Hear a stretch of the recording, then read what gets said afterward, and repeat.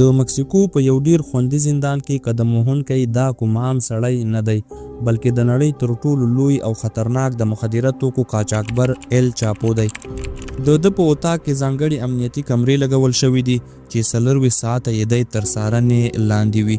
د په خونه کې نه کوم روشندان شته او نه هم کومه کړکۍ، یوازې د خونې په یو کونج کې یو کموډ لګول شوی او بس. جالب لا دا چې د دومره سخت څارنې سره سره ایل چاپو په قدم وهلو د کموډ په لوري ځي او له هغه وروسته ساتونکو ته هیڅ په نظر نه ورځي.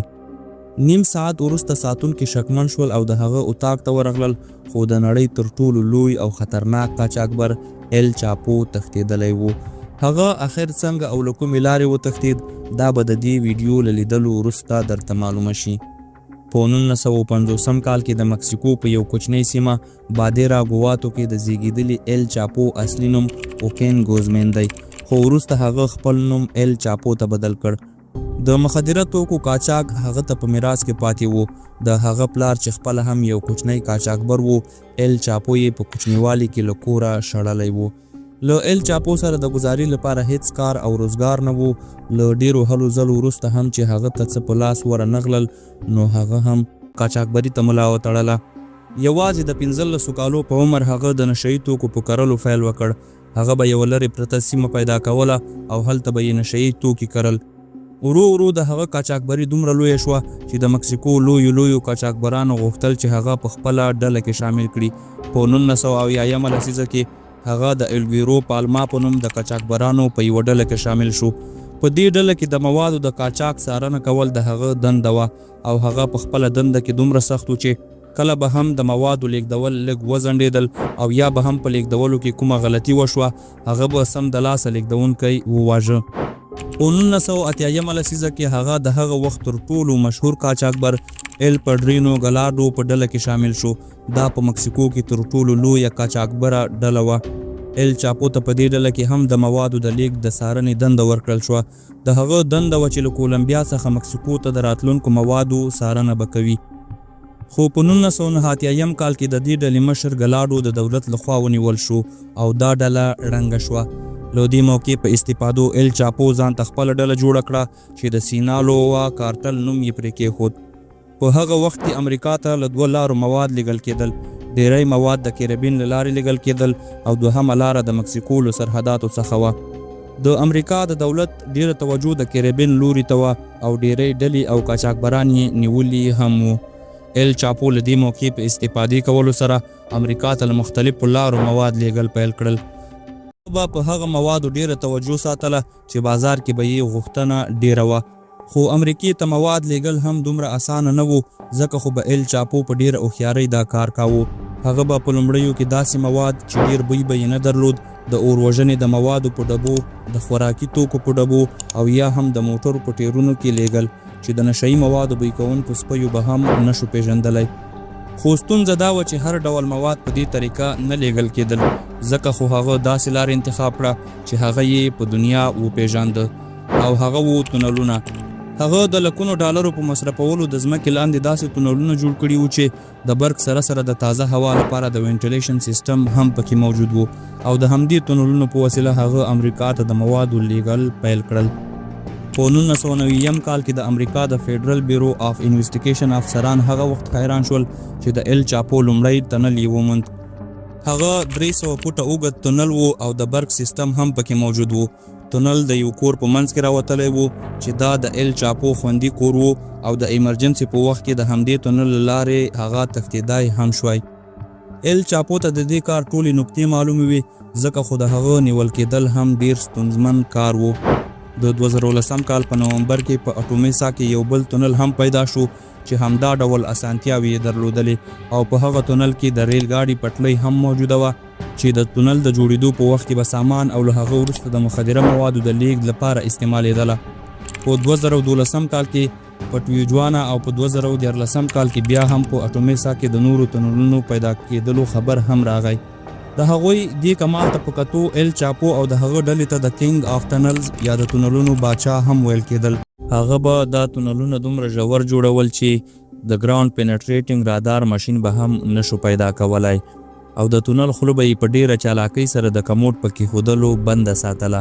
د تونل له جوړولو وړاندې به هغه د ځای انتخاب په ډیر سوچ او فکر سره کاوه. هغه ډیری قاچاق د امریکا او مکسیکو په سرحد د کالیفورنیا د اټومیسا ښار له لارې کاوه. هغه اټومیسا ښار د 3 علتونو له کبله انتخاب کړی و. لومړی دا چې اټومیسا 2 لویو ترانسپورټ مرکزونو ټیجوانا او سینډیاګو ته نږدې و او د دې ترانسپورټونو له لارې ایجنټانو ته د موادو تقسیمول اسانه و. دوهم دا یوه صنعتي سیمه وه او د لویو فابریکو د ماشینونو او دلته د ګڼه ګوڼې له کبله د تونلونو جوړول اسانه و، ځکه چې دلته موجود شورماشور د تونل کیندلو له شوره ډیر و. او دریم علت د دې ځای ځمکه، ځکه دلته د ښار یوې خواته سمندر و چې له کبله یې ځمکه پسته وه او د تونل کیندل اسانه و، او بلې خواته غر موجود و چې نږدې ځمکې ته یې مضبوطوالی ورکاوه او د تونل د غورځېدو خطر یې کماوه. یعنی له هرې خوا دا ښار د ایل چاپو د تونلونو لپاره ډیر مناسب و. د 1993 کال د جون په 9مه نیټه بالاخره د مکسیکو پولیسو ایل چاپو ونیو او محکمې هغه ته د 20 کاله بند په ورکولو هغه په زندان کې واچاوه. خو دا زندان هم هغه ته د هغه د دفتر په څیر و. هغه به د زندان ساتونکو ته پیسې ورکولې او هر ډول اسانتیا به یې ځان ته برابروله او د خپل کاروبار غونډې به یې هم په زندان کې کولې. له زندان څخه به یې د باندې هر څه کنټرولول. خو په 2001 کال کې د مکسیکو سترې محکمې یوه پریکړه وکړه چې له کبله یې د مکسیکو او امریکا ترمنځ د زندانیانو تبادله اسانه شوه. ایل چاپو پوهېده چې په امریکا کې د هغه د قاچاق له کبله به امریکا حتما له مکسیکو وغواړي چې ایل چاپو امریکا ته وسپاري او له هغه ځایه تېښته ناممکنه خبره ده. ځکه خو هغه په لومړي ځل د مکسیکو له زندان څخه د تېښتې پریکړه وکړه. هغه د زندان ساتونکو ته $25,00,000 رشوت ورکړ او د کالو وینځلو په یوه ټوکرۍ کې له هغه زندان څخه وتښتېده. په راتلونکو 14 کلونو کې هغه یو ځل بیا د تونلونو له لارې امریکا ته د قاچاق او د نورو جرمونو په کولو سره د امریکا او مکسیکو دولتونو ته د سر درد جوړ کړی و. د مکسیکو استخباراتو ته د هغه د استوګنځای معلومات په لاس ورغلل او د هغه په کور یې چاپه ووهله. دا وار هم هغه د تېښتې تیاری کړی و. د کور په یو تشناب کې د باتروم د ټب د لاندې له یو تونل څخه وتښتېده، خو پولیسو پرې نه ښوده چې ډېر لرې لاړ شي او بالاخره ایل چاپو یو ځل بیا ونیول شو. دا ځل یې هغه د مکسیکو تر ټولو محفوظ زندان الټیبلانو ته ولېږه او له هغه به یې ځانګړې څارنه کوله. خو یوازې یو کال وروسته د 2015 کال د جولای په 11مه نیټه کله چې هغه په خپل سیل کې قدم واهه، نو د وروستي ځل لپاره د شپې په 8:50 هغه د شاور خواته لیدل شوی و. د هغه په سیل کې یوازې همدا د شاور ساحه و چې د کمرې له سترګو پناه وه.